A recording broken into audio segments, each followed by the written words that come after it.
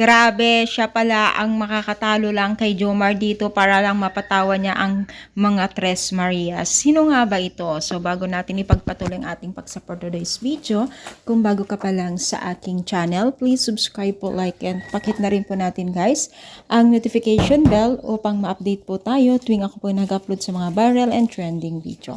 So alam niyo ba guys na itong si Jomar na kung maalala po natin ay hindi pa rin niya mapatawa ang mga Tres Marias na to, no, itong magkakapatid na ito.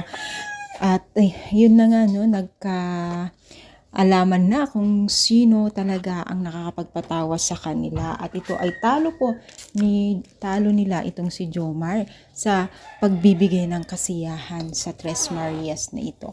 Walang iba kundi itong si Arjon, no. Kita naman po natin dito kung paano tumawa ang isa sa mga Tres Marias, no. So marami po talagang natuwa dahil syempre meron nang nakapagpatawa sa dalawang o sa tatlong magkakapatid na Tres Marias na ito, no. Marami pong sumubok sa kanila at talagang wala pong talagang nagpapatawa sa kanila kundi itong si Arjon lamang. Congratulations Arjon, at talagang sabi ng netizens wala daw binatbat itong si Jomar kay Arjon sa pagpapatawa, no. Nakakatuwa naman, no.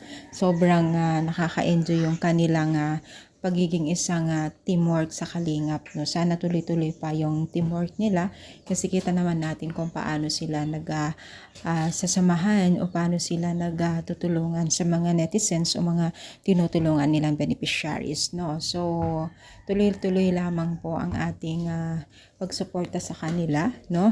So ano masasabi ninyo? I-comment down, palike po ang ating video. Thank you so much guys, more power and God bless all.